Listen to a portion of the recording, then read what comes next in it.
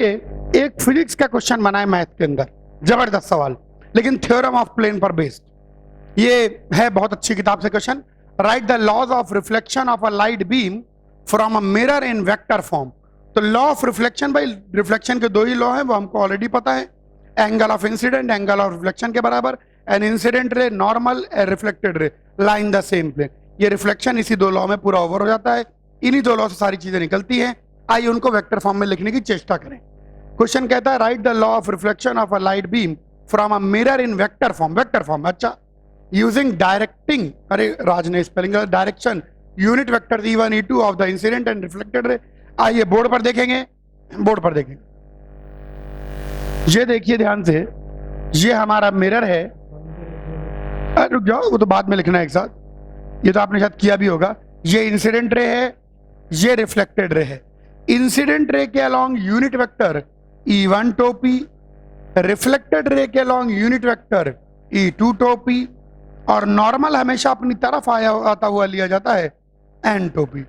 Question में given है, बोलता है reflected beam and unit vector n टोपी the outside normal of the mirror surface. Outside normal होती है। चलिए हम कोशिश करते हैं E2 टोपी को E1 टोपी और एन टोपी के टर्म्स में लिखने की। अब सबसे पहले मैं बोलूंगा कि एंगल ऑफ इंसिडेंस और एंगल ऑफ रिफ्लेक्शन दोनों बराबर है।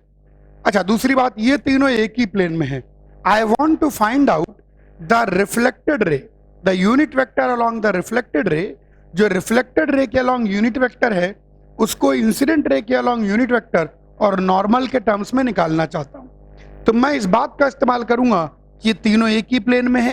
तो एक ही प्लेन में है तो E2 टोपी will be equal to x times E1 टोपी प्लस y टाइम्स n टोपी। क्लियरली E2 टोपी को, चूंकि वो एक ही प्लेन में है, तो इनके लीनियर कॉम्बिनेशन की तरह लिखा जा सकता है। कैसे लिखा जा सकता है? Using theorem in plane.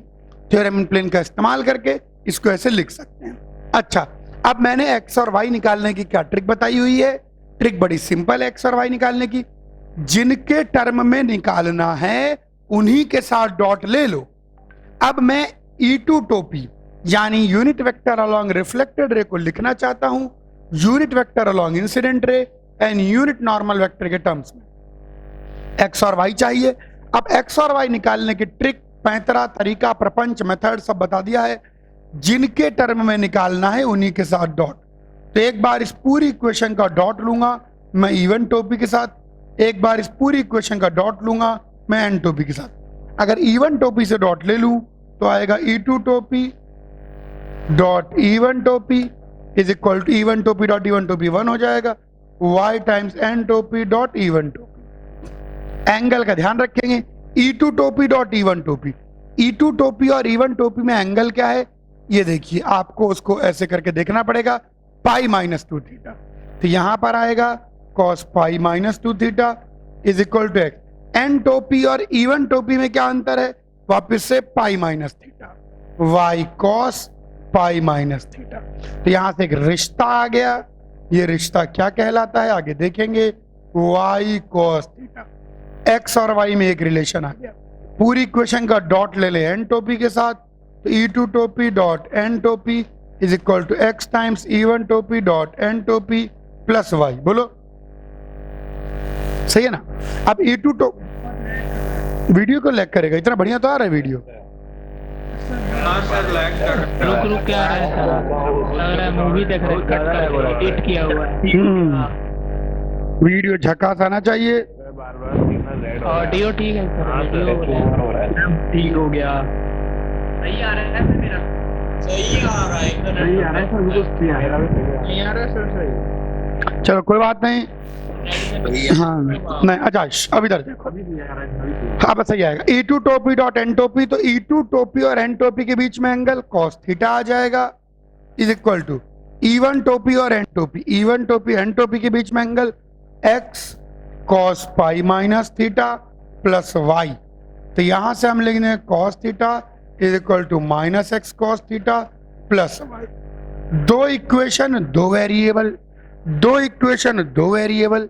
आओ देखें x की वैल्यू, अगर इन दोनों को सॉल्व करते हैं तो ऐसा जैसे मतलब अंदर से फीलिंग सी आ रही है, x1 हो जाएगा और y2 cos थीटा हो जाएगा।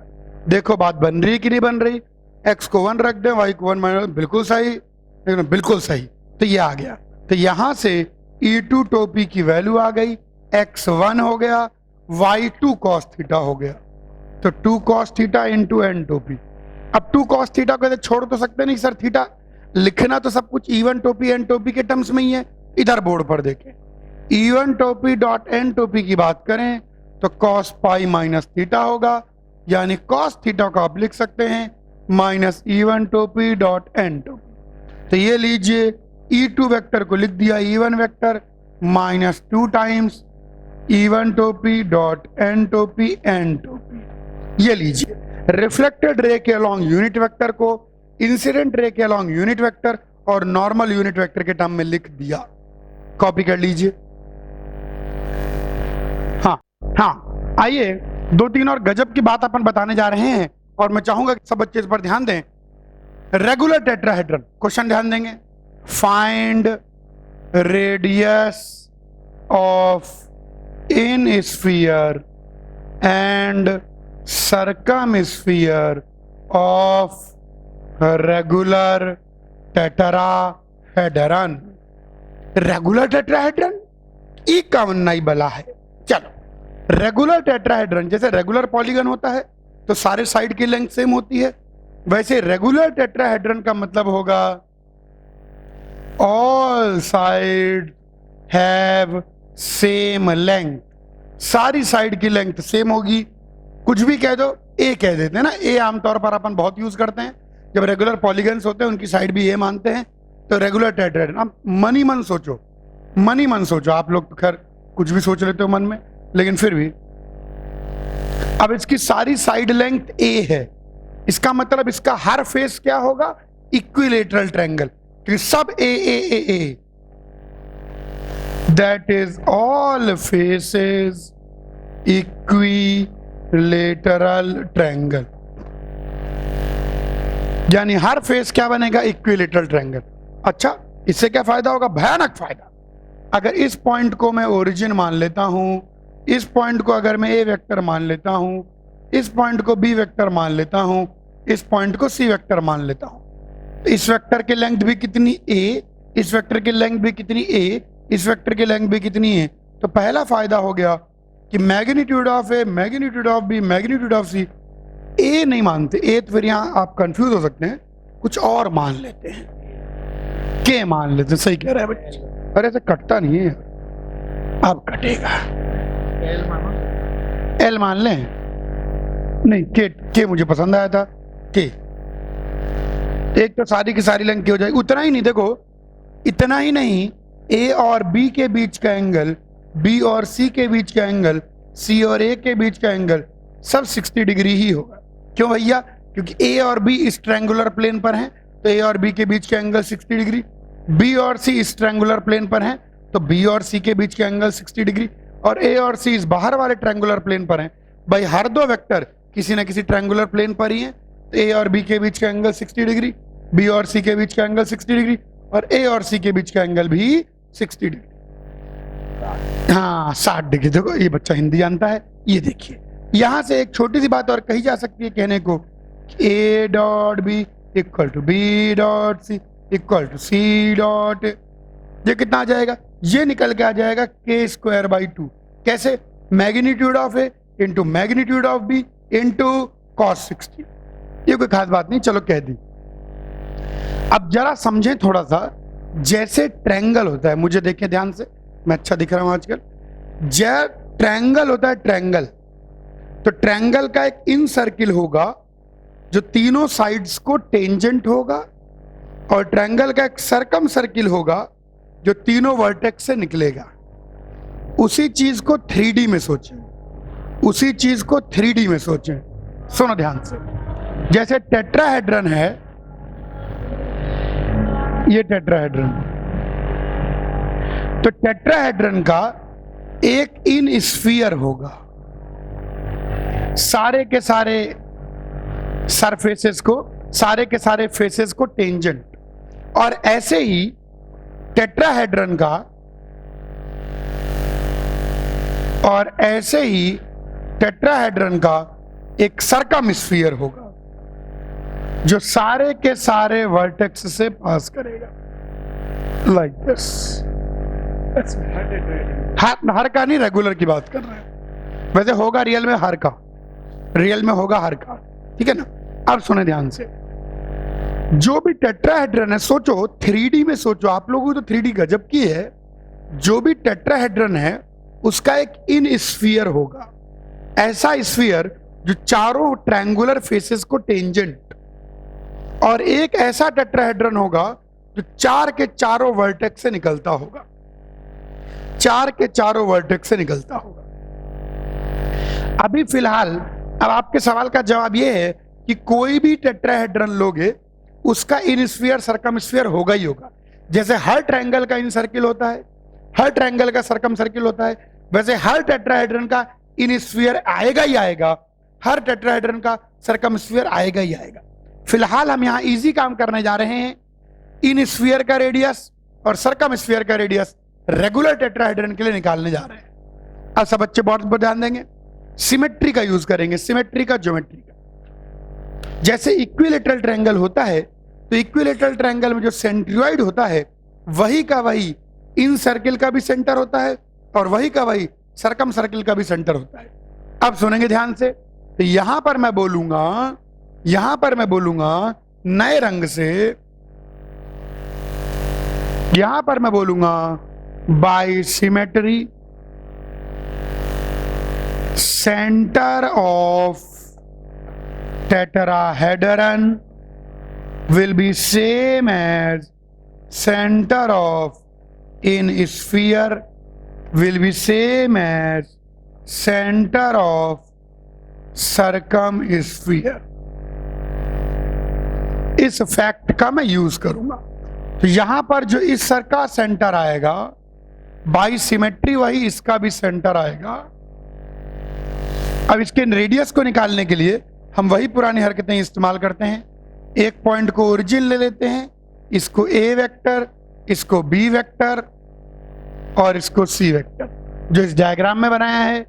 इस पॉइंट को ओरिजिन ले लेते हैं, इस पॉइंट को ए वेक्टर, इस पॉइंट को बी वेक्टर और इस पॉइंट को सी वेक्टर, ये हमने ले लिया।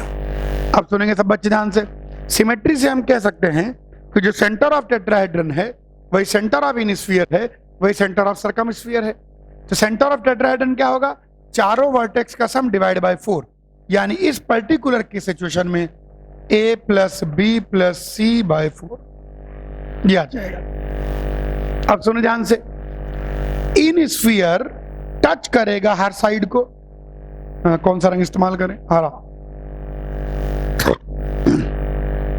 इन स्फीयर हर साइड को टच करेगा, तो ये हर साइड क्या है? Equilateral triangle. हर साइड इक्विलेटरल ट्रायंगल है। इन स्फीयर के रेडियस को हम स्मॉल r कह देते हैं, और जो सर्कम स्फीयर होगा वो हर वर्टेक्स से पास करेगा, तो ओरिजिन से ले लेते हैं, ओरिजिन सही पड़ता है।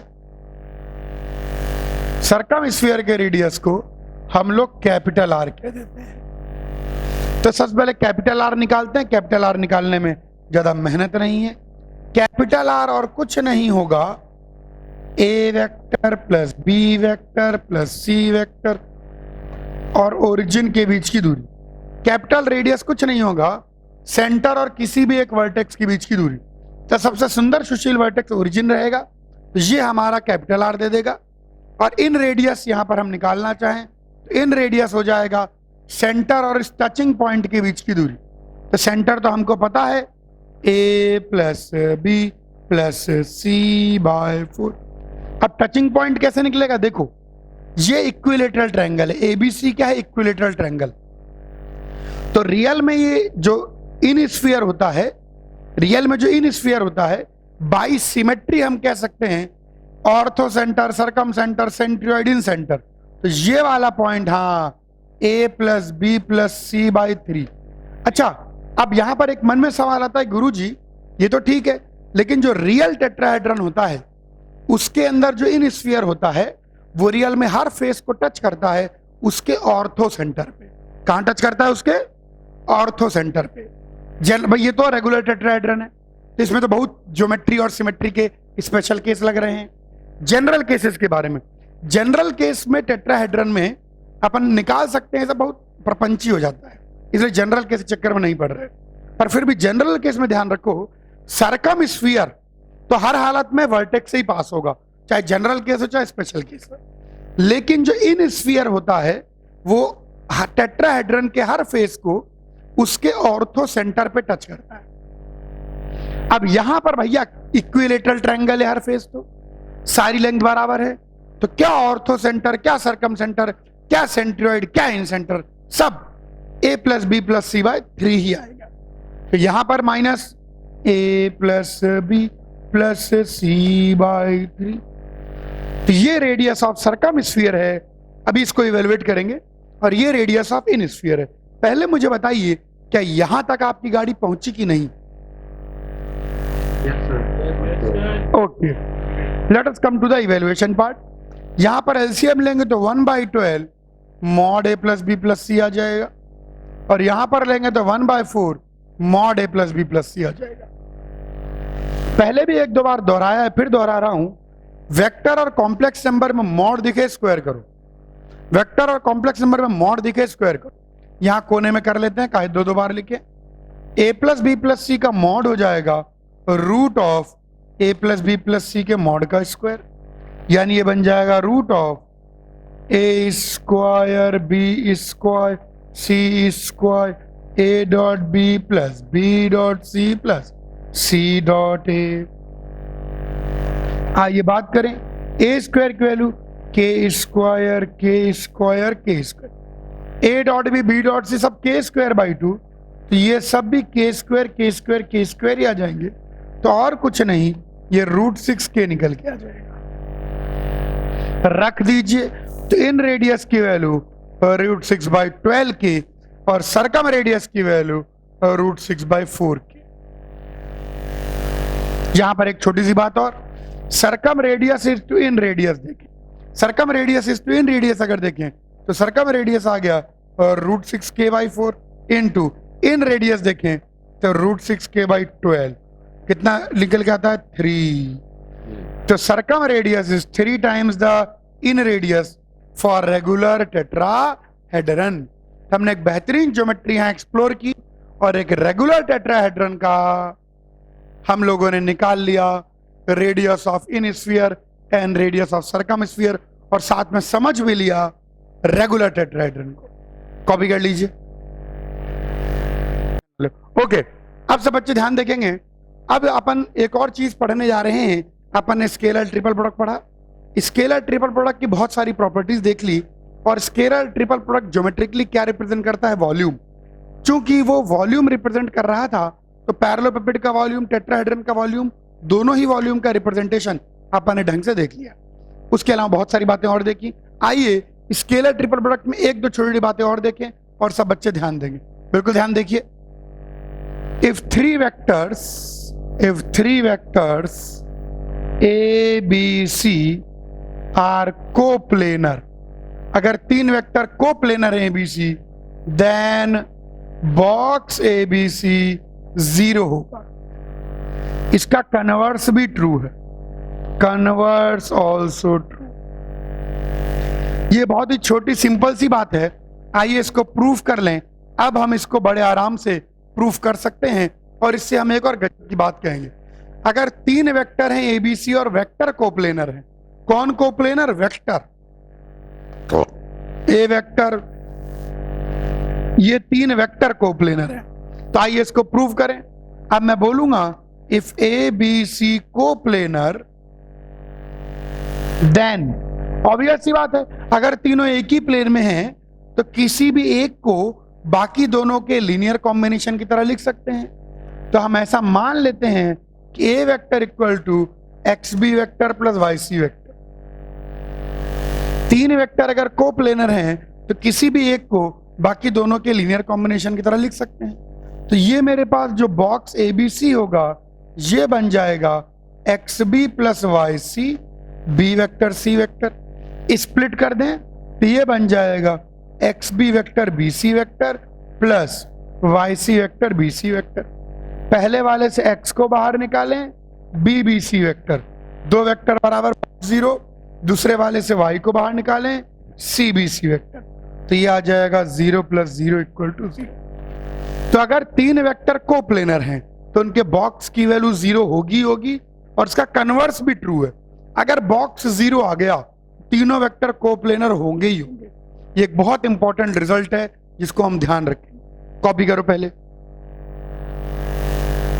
यहां पर आगे बढ़ने से पहले एक बार फिर बता देना चाहता हूं कि वेक्टर की कोप्लेनरिटी की बात 3 या 3 से अधिक वेक्टर के लिए करते हैं। दो वेक्टर्स हमेशा कोप्लेनर होते हैं, दो वेक्टर्स हमेशा कोप्लेनर होते हैं। एक बात और यहां पर छोटा सा जब बता देता हूं कि 2 vectors are always coplanar. We talk of coplanarity of 3 और मोर वेक्टर्स। यहां पर एक छोटी सी बात और बता देना चाहता हूं, कि 3 और मोर vectors will be coplanar if they are parallel to the same plane। मैंने ये नहीं बोला कि they should be in the same plane, मैंने बोला वो सेम प्लेन के पैरेलल, क्योंकि वेक्टर्स फ्री होते हैं। देखो यदि ये प्लेन है मेरा, ये एक वेक्टर पड़ा हुआ है, दूसरा वेक्टर अगर दूर है भी तो भी वो फ्री है, आप इसके ला सकते हो।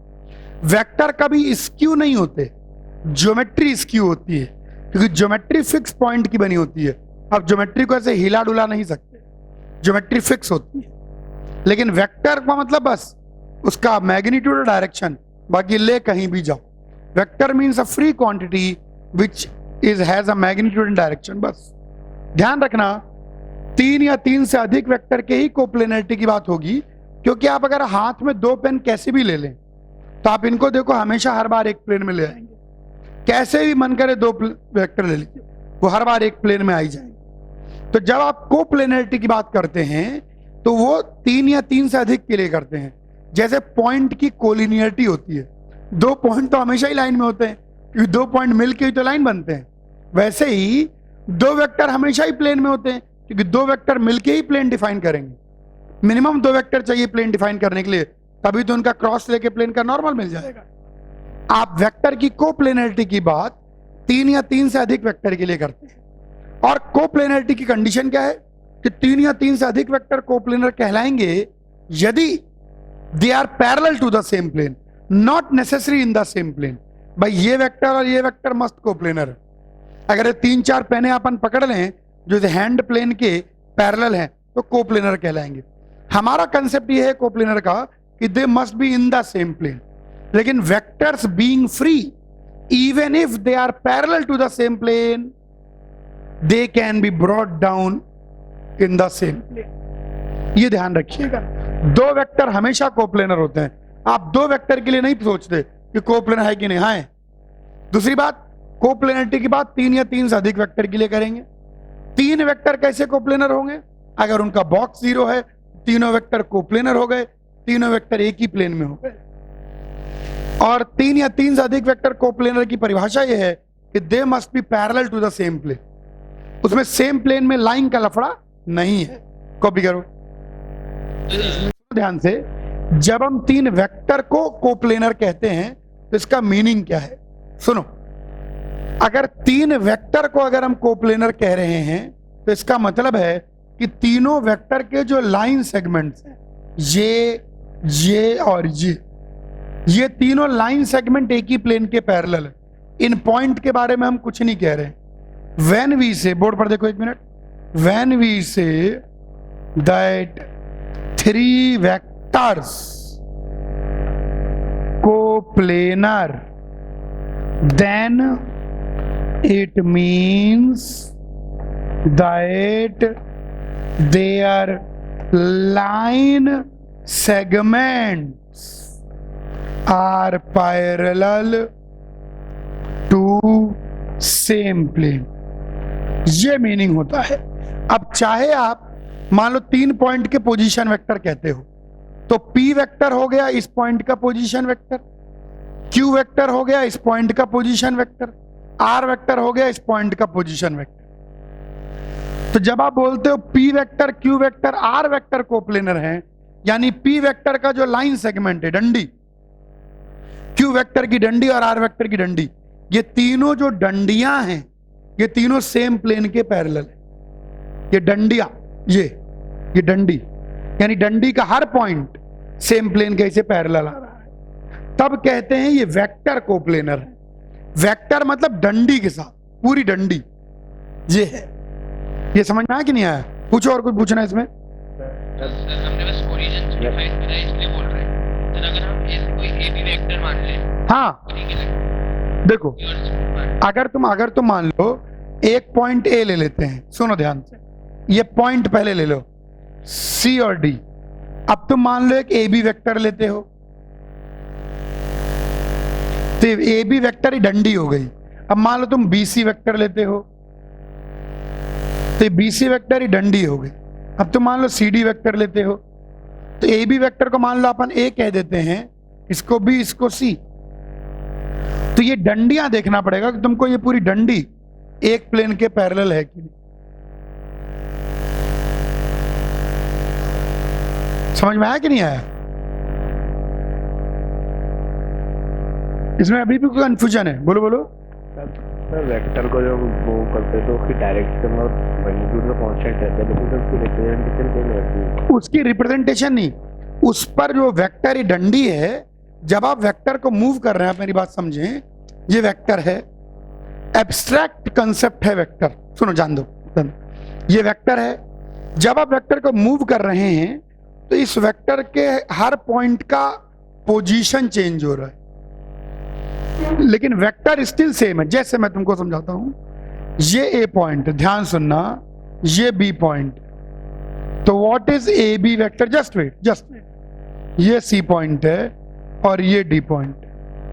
And let us talk about a c d and a b vector. मान लो ये पॉइंट 1, 2, 3 है और ये पॉइंट 4, 5, 6 है, तो 4 - 1 3, तो बन गया 3i cap plus 3j cap plus 3k।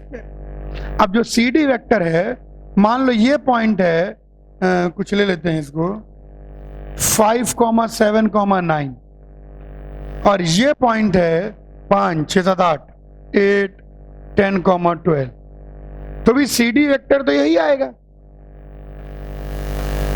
Vector का मतलब होता है फाइनल माइनस इनिशियल। तो ए बी वेक्टर क्या? ए बी वेक्टर इस सेम है सी डी वेक्टर, बिल्कुल इक्वल है, इक्वल है, कोई मना नहीं कर सकता इक्वल नहीं है, बिल्कुल इक्वल है। तो वेदर आई कंसिडर दिस, मान लो मैं तुमको दे दूं, मान लो मैं तुमको बोलता हूं 3i cap plus 3j cap plus 3k cap एक वेक्टर है। अब तुम चाहे 3i cap plus 3j cap plus 3k cap को ए बी वेक्टर ले लो, चाहे सी डी वेक्टर ले लो, चाहे और कोई वेक्टर ले लो। वेक्टर का सिंपल सा मतलब है position vector of this minus position vector of this. Position vector point का फिक्स होता है, किसका? पॉइंट का, पॉइंट का। इसका रीजन ये नहीं कि जब मूव करते हैं तो हर पॉइंट में सेम ट्रांसलेट करते हैं, बिल्कुल हम वेक्टर को बिल्कुल उसके पैरेलल ट्रांसलेट करते हैं, तो सारे एक्स वाई जेड कोऑर्डिनेट जो होते हैं उनमें बिल्कुल सेम ऐड या सब्ट्रैक्शन होता है, बिल्कुल सेम एडिशन। तो वेक्टर में कभी कोई चेंज आता ही नहीं है, और इसीलिए पॉइंट वेक्टर मूव नहीं करते। ओरिजिन फिक्स कर दिया ना तुमने। अरे अब तुम्हारे कोऑर्डिनेट सिस्टम का ओरिजिन नहीं मूव कर सकता, ओरिजिन कभी मूव नहीं करना। मतलब ओरिजिन मूव करना हो तो रिलेटिव मोशन है, कुछ वैसा स्टडी करना हो तो पता लगे। बाकी ओरिजिन आपका कोऑर्डिनेट सिस्टम का ओरिजिन एक फिक्स प्लेस पर होता है, उसके रिस्पेक्ट में चीजें मूव करती हैं, तभी तो हम चीजों, अब जो ओरिजिन ही मूव कर दोगे, चीज कहाँ मूव करेगी? दिखेगी नहीं चीज मूव करती हुई। अभी भी ये इस ओरिजिन के अबाउट x = 2 पर थी, अभी भी x = 2 पर है, चेंज ही नहीं हुआ। तो आप ओरिजिन फिक्स करते हो तभी तो चीज का मोशन स्टडी करोगे। अगर ओरिजिन चीज के साथ ही मूव करती रहेगी तुमको हमेशा रेस्ट पर ही दिखाई पड़ेगा। मतलब हम ये बोल सकते हैं कि दो parallel vector always same line में लाइक करेंगे। हाँ बिल्कुल बिल्कुल, दो पैरेलल अगर वेक्टर हैं तो दूर दूर भी हैं तो भी फ्री है, उठा के यहां रख दो।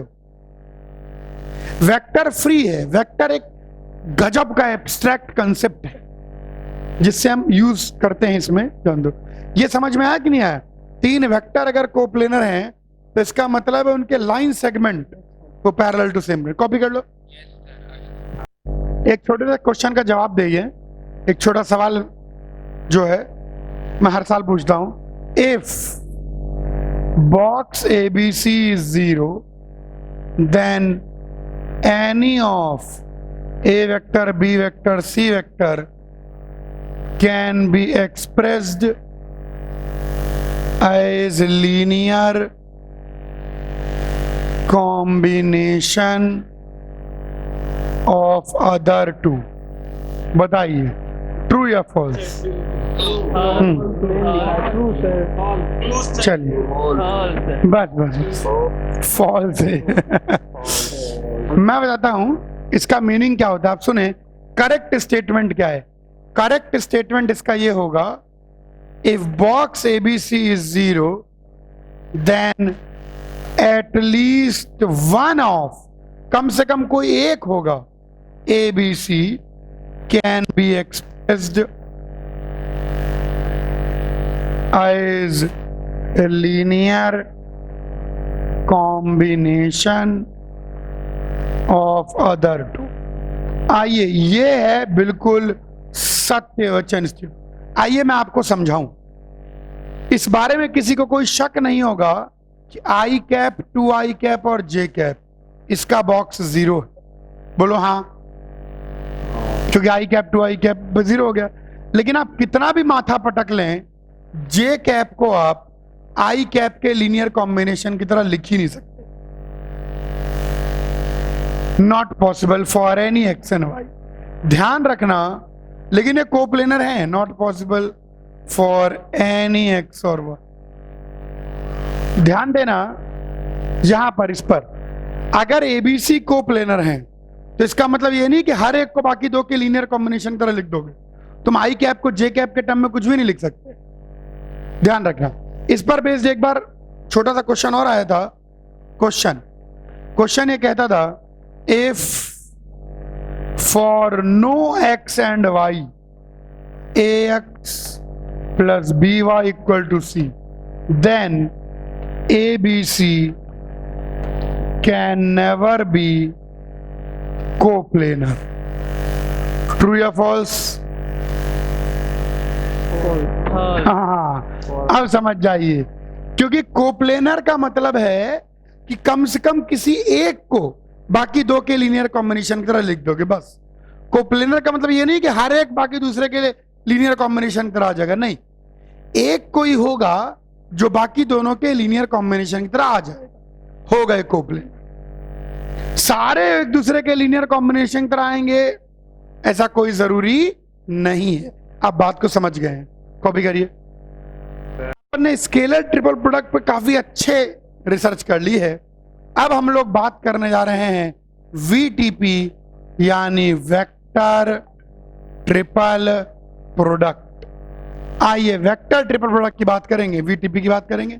समझ जाइए, ट्रिपल प्रोडक्ट मतलब 3 वेक्टर को ऐसे मल्टीप्लाई करना है ताकि इनका आउटपुट क्या आ जाए, वेक्टर।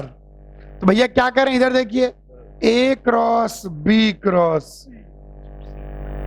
इसमें ब्रैकेट लगाना बहुत ज्यादा जरूरी है। ब्रैकेट लगाना बहुत ज्यादा जरूरी है क्योंकि ये वेक्टर और इस वेक्टर में कोई रिश्ता नाता होता ही नहीं, दोनों बिल्कुल ही अनइक्वल है। अगर कोई आदमी बिना ब्रैकेट के इसको लिख दे, अगर किसी ने बिना ब्रैकेट के, तो ये बिल्कुल नॉनसेंस है क्योंकि इसका कोई मीनिंग निकाला ही नहीं जा सकता। क्यों मीनिंग नहीं निकाला जा सकता? क्योंकि अगर A क्रॉस B करके क्रॉस C करोगे तो पता नहीं क्या वेक्टर आएगा, और B क्रॉस C करके क्रॉस A करोगे तो पता नहीं क्या वेक्टर आएगा। आइए, यही है वेक्टर ट्रिपल प्रोडक्ट। अब सब बच्चे जरा बोर्ड पर देखेंगे, जरा इस वेक्टर को ध्यान से देखिए। सुनो, ये B वेक्टर है और ये C वेक्टर है, तो ये होगा आपका B क्रॉस C वेक्टर। अब सोचो, जिन 2 वेक्टर का तुम क्रॉस लेते हो, जिन दो वेक्टर का तुम क्रॉस लेते हो तो इनका क्रॉस इन दोनों के परपेंडिकुलर होता है, सीधी सी बात। अगर बी और सी का क्रॉस लिया तो जो इनका आउटपुट आएगा वो बी के भी परपेंडिकुलर और सी के भी परपेंडिकुलर, दोनों के परपेंडिकुलर। अब जरा ध्यान देंगे सब बच्चे, ध्यान से। अब सोचो तुम बी क्रॉस सी का ए के साथ क्रॉस ले रहे हो, तो जो नया वेक्टर आएगा वो ए के भी परपेंडिकुलर, बी क्रॉस सी के भी परपेंडिकुलर। ए के परपेंडिकुलर है उससे बहुत फर्क नहीं पड़ रहा, लेकिन ये जो फाइनल वेक्टर है ये बी क्रॉस सी के परपेंडिकुलर है। अगर फाइनल वेक्टर बी क्रॉस सी के परपेंडिकुलर है, यानी ये फाइनल वेक्टर के बी क्रॉस सी भी परपेंडिकुलर है, और ये फाइनल वेक्टर के सी भी परपेंडिकुलर, बी परपेंडिकुलर है, यानी ये फाइनल वेक्टर बी और सी के प्लेन में है। बचपन में पढ़ाया था जिसकी लाठी उसकी भैंस। कहने का मतलब जो दो वेक्टर ब्रैकेट के अंदर होते हैं उन्हीं के प्लेन में होता है फाइनल वेक्टर, यानी this vector, this final vector in plane of b vector and c vector. उसी प्रकार से this final vector in plane of a vector and b vector. बिल्कुल देख ले, ये फाइनल वेक्टर बी और सी के प्लेन में आएगा और ये फाइनल वेक्टर ए और बी के प्लेन में आएगा। वेक्टर ट्रिपल प्रोडक्ट ज्योमेट्रिकली कुछ भी रिप्रेजेंट नहीं करता। मैंने पहले भी बोल दिया है, अब कोई चीज कुछ भी नहीं रिप्रेजेंट करेगी, क्योंकि ज्योमेट्री में तीन ही चीजें होती है, length, area, volume. Length dot product से आ गया प्रोजेक्शन, एरिया क्रॉस प्रोडक्ट से आ गया ये क्रॉस भी, और वॉल्यूम स्केलर ट्रिपल प्रोडक्ट से आ गया। तो यहां पर अलग से लिख देता हूं, रिप्रेजेंट्स नथिंग ज्योमेट्रिकली। अरे बेटा ज्योमेट्रिकली नहीं है तो क्या, कैसी बातें करता है ये लड़का। बेटा आईआईटी भी तो निकालनी है, और जिस चीज में ज्योमेट्री नहीं होगी नहीं पढ़ोगे। चलो यहां पर आ गए। अब ये हो गया पॉइंट नंबर 1।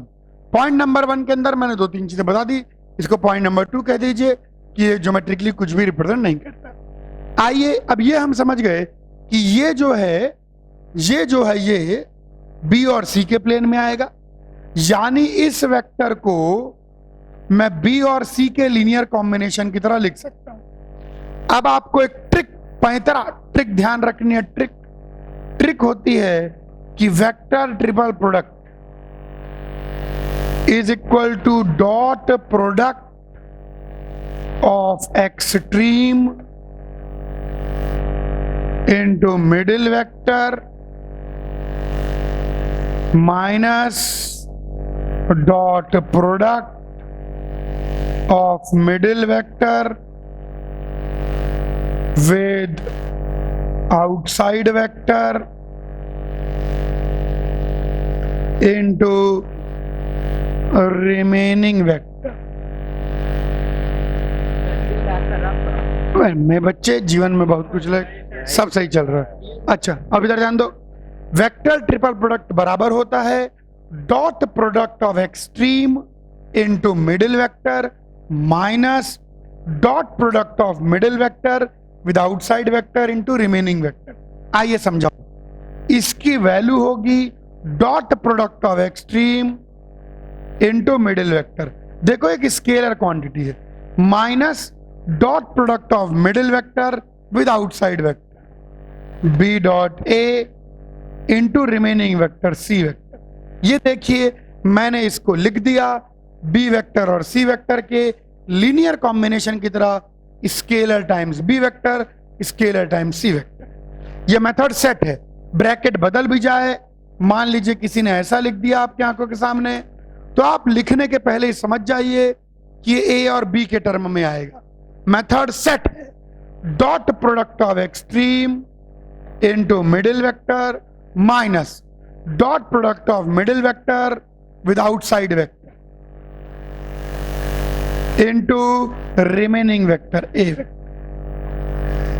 इसको कहते हैं एक्सप्लोजन, फोड़ना। हमने इस चीज को बी और सी के टर्म में एक्सप्लोड कर दिया, इस चीज को ए और बी के टर्म में।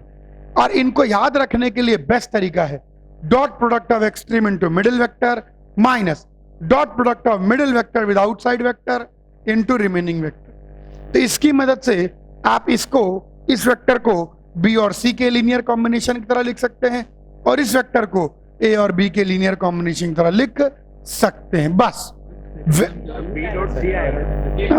अरे ये बी डॉट सी, हाँ, अरे प्रिंटिंग एरर, ठीक कर बी। चल बस वेक्टर ट्रिपल प्रोडक्ट में इतनी ही प्रॉपर्टी हैं, तीन ही प्रॉपर्टी हैं बस। बेचारे के पास प्रॉपर्टी नहीं है, कुछ ज्योमेट्रिकली बचा ही नहीं है। ये जो है, ये ध्यान रखना है, काम की यही है। कॉपी करिए इसका जो प्रूफ है ना, वो थ्योरम इन प्लेन से आता है, वो बहुत बेकार सा है कि एक्स बी वाई सी मान के पूरा प्रूफ कर लो, पर जरूरत नहीं, डायरेक्टली ध्यान रखो। थर्ड पॉइंट तो कुछ